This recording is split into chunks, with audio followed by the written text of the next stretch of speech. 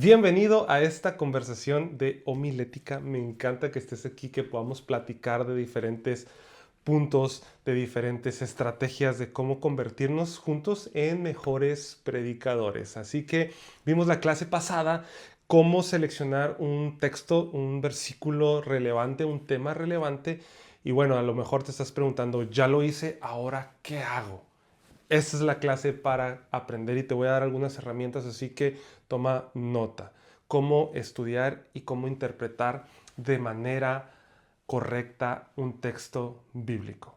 Y quiero comenzar con esto. Hay algo que se llama exégesis y eisegesis. Yo sé que son palabras muy extrañas, pero te van a encantar porque la exégesis es el proceso de extraer el significado del texto bíblico, tal como fue escrito originalmente, respetando el contexto histórico, cultural y lingüístico. El objetivo es entender lo que el autor original nos quería comunicar o quería comunicar en ese momento a la audiencia actual cuando él escribió, pero hay algo que se llama eisegesis y esto quiere decir que leo y añado mi opinión, mi propio significado, mis propias ideas o prejuicios en el texto, en lugar de dejar que el texto hable por sí mismo. Entonces la exégesis nos invita a ser fieles al mensaje original de la escritura y la eisegesis simplemente es decir, yo creo que el autor quiso decir esto, yo creo que la Biblia está haciendo eso y quiero que tomes un momento, respires, porque yo sé que muchas veces hemos hecho eso, hemos simplemente leído un versículo y hemos dicho, yo creo que quiso decir esto cuando en realidad no quiere decir eso, pero para eso estamos aquí, así que no te preocupes, vamos a aprender esto y te voy a dar herramientas y te voy a explicar cada uno de los elementos que tienes que considerar para una correcta exégesis y quitar la eisegesis de nuestra predicación. ¿Listo? Número uno, consideremos el contexto histórico y cultural. Esto quiere decir que vamos a investigar el trasfondo histórico del pasaje. Vamos a conocer lo fundamental para una correcta interpretación. Y puedes utilizar preguntas como estas. ¿Quién escribió el pasaje? ¿Quiénes eran los destinatarios originales? ¿Qué estaba sucediendo en ese momento cuando se escribió lo que se escribió? Un buen predicador debe construir un puente entre la audiencia antigua y la audiencia moderna. Y esto comienza simplemente con conocer el trasfondo histórico del texto. Comprender entonces este entorno cultural de lo que se estaba viviendo nos va a ayudar a entender por qué ciertas palabras o acciones se miraban significativas. Un ejemplo es en Juan 4:9, cuando la mujer samaritana dice que se muestra como muy sorprendida porque Jesús le hablaba. Entender cuál era el contexto cultural de ese momento nos va a ayudar entonces porque había una tensión entre judíos y samaritanos, hombre y mujer. A veces sin conocer el contexto cultural nos va a simplemente tomar desapercibidos las barreras que Jesús estaba rompiendo en ese momento, socialmente, culturalmente, y del acto tan escandaloso, pero a la misma vez tan refrescante y lleno de gracia que Jesús estaba realizando. Entonces eso nos va a ayudar el contexto cultural. El contexto literario. ¿Qué quiere decir esto? Lee los versículos antes y después del pasaje. El contexto literario es esencial para comprender el mensaje original de los pasajes o el pasaje que estás leyendo. La Biblia no fue escrita en versículos aislados como lo tenemos el día de hoy. De hecho, cada versículo forma parte de un flujo de pensamiento más amplio. Nunca debemos arrancar un versículo de su contexto porque corremos entonces el riesgo de perder el mensaje.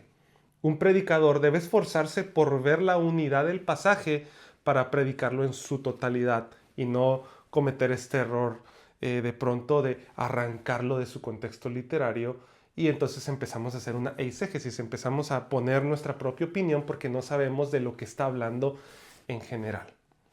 También debemos preguntarnos cómo encaja este versículo, este pasaje en todo el capítulo, en todo el libro. ¿Cuál es el mensaje original de la Biblia. Al interpretar, por ejemplo, Filipenses 4:13, todo lo puedo en Cristo que me fortalece. Yo sé que de pronto lo hemos utilizado, a veces lo arrancamos y lo utilizamos para levantar más peso en el gimnasio. Todo lo puedo en Cristo que me fortalece. Pero la idea general de lo que Pablo quería transmitir era una idea de contentamiento en medio de circunstancias difíciles, en medio de cárcel, en medio de no comer, en medio de ser azotado. Pablo decía, yo estoy contento porque todo lo puedo en Cristo y Él me da la fuerza, no solamente para el gimnasio, no solamente por las deudas que de pronto tú y yo nos metimos, sino Jesús tiene un mensaje específico en la Biblia y no debemos quitarlo, no debemos arrancarlo o aislarlo para poner nuestras propias ideas. No es un mensaje de empoderamiento, es un mensaje que cambia nuestra vida y que debe de cambiar nuestra circunstancia.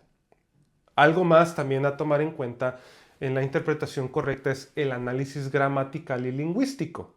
Y esto es tomando en cuenta varias versiones en el idioma original. Las lenguas originales de la Biblia, por lo menos, es el hebreo, el arameo y el griego. Y esto nos ofrece matices y significados que pueden perderse a veces en nuestra traducción al español. El tomarlo en cuenta de verdad va a enriquecer nuestra interpretación y va a evitar malos entendidos. Y esto nos va a ayudar, por ejemplo, a buscar palabras claves y su significado original. Podemos utilizar una herramienta como un diccionario bíblico.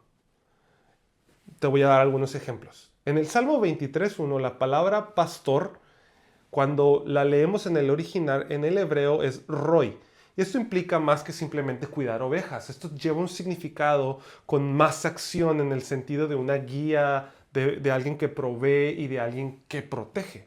Entonces, cuando entiendes esta palabra en original, tú dices, ok, el pastor no simplemente es alguien que cuida su rebaño, sino que los guía, que provee alimento y que los protege. Otro ejemplo muy claro es Juan 21:15, cuando Jesús pregunta a Pedro, ¿me amas? ¿Te acuerdas de esta conversación? Él utiliza dos palabras diferentes para amor. Utiliza la palabra ágape y la palabra fileo. Y cada uno tiene un matiz diferente, tiene un significado, una acción diferente. Cuando entendemos esto, le va a añadir profundidad a la comprensión del mensaje y a la forma en que lo transmitimos. Otro punto a considerar en la interpretación es el género literario.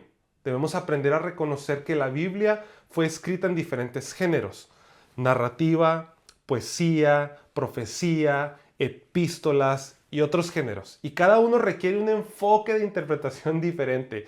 Y ya vamos a tener cursos acerca de cómo hacer esto. Puedes ir a otro curso de Aljaba Academy. Pero entender el género literario es como entender las reglas del juego. No puedes interpretar un salmo poético de la misma manera en que una carta de Pablo.